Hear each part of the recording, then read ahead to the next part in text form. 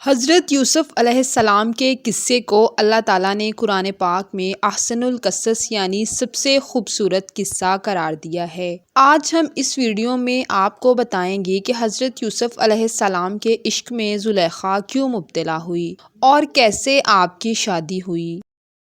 زلیخا کا اصل نام راحیل تھا جو کہ بادشاہ تیموس کی بیٹی تھی۔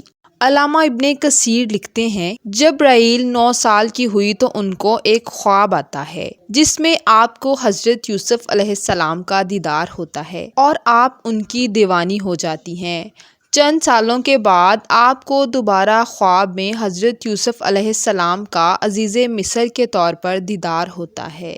بس اسی سال عزیز مصر کا رشتہ زلیخا کے لیے آ جاتا ہے تو وہ سمجھتی ہیں کہ ان کے لیے شاید حضرت یوسف علیہ السلام کا ہی رشتہ آیا ہے اور فوراً ہاں کہہ دیتی ہیں۔ بس اس وقت کا عزیز مصر فوتیکار بن روہیب تھا، مگر ان کو یہ بات شادی کے بعد پتہ چلتی ہے کہ یہ وہ شخص نہیں ہے جو ان کی خواب میں آتے تھے۔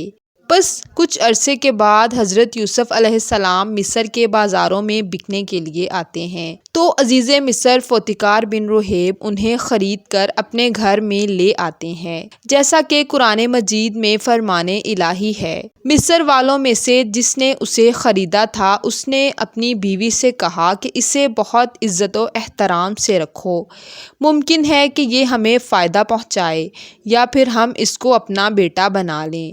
یوں ہم نے مصر کی سرزمین میں یوسف علیہ السلام کے قدم جما لیے۔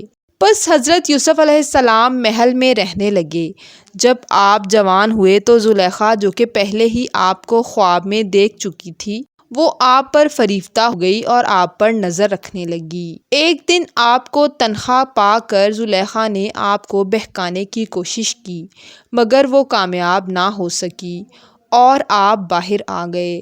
بس آپ کو قید خانے میں ڈال دیا گیا۔ اسی طرح 7 سال گزر گئے۔ اس کے بعد عزیز مصر کو ایک عجیب و غریب خواب آیا۔ اس خواب کی تعبیر بتانے کے بہانے آپ قید خانے سے باہر آ گئے اور ریان بن ولید نے آپ کو عزیز مصر بنا دیا۔ زلیخا اپنے خاوند کی وفات کے بعد محتاج اور تنگ دست ہو چکی تھی اور اس کی آنکھوں کی بینائی بھی چلے گئی تھی۔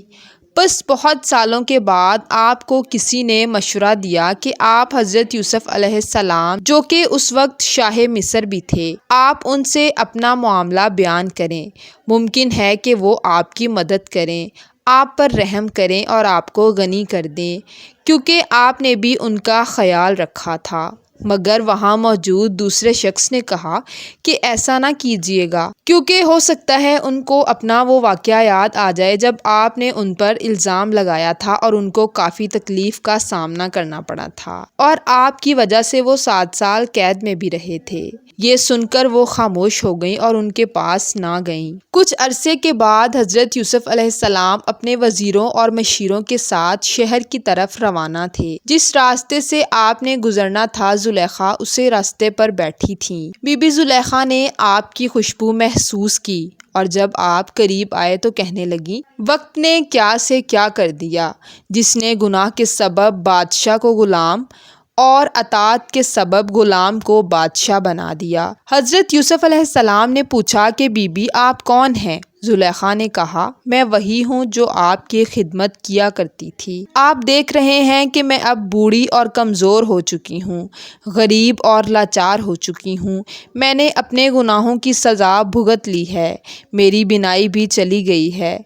پہلے مصر کے لوگ مجھے دیکھ کر خوش ہوتے تھے اور اب مجھے دیکھ کر دوسری نگاہ میری طرف اٹھانا پسند نہیں کرتے۔ زلیخا کی داستان سن کر حضرت یوسف علیہ السلام آپ دیدہ ہو گئے اور فرمانے لگے کہ کیا اب بھی آپ کے دل میں ہمارے لیے کچھ محبت باقی ہے؟ زلیخا نے کہا، ہاں، اس خدا کی قسم جس نے ابراہیم علیہ السلام کو خلیل اللہ بنایا، مجھے آپ کی طرف دیکھنا سونے چاندی ملنے سے کہیں زیادہ ہے۔ آپ علیہ السلام نے اللہ کے ہاں اسم اعظم کی تلاوت فرما کر زلیخا کے لیے دعا کی تو وہ دوبارہ جوان ہو گئیں اور حضرت یوسف علیہ السلام نے آپ سے شادی کر لی۔ روایات میں ملتا ہے کہ شادی کے وقت حضرت زلیخا باکرہ تھیں اور آپ کے بدن سے حضرت یوسف علیہ السلام کو اللہ تعالیٰ نے 2 بیٹے عطا فرمائے جن کے نام ابراہیم بن یوسف اور میشا بن یوسف تھے۔ بس باقی تمام زندگی حضرت زلیخا نے اللہ کی اطاعت میں گزار دی اور خود کو اللہ تعالیٰ کی محبت میں مشغول رکھا۔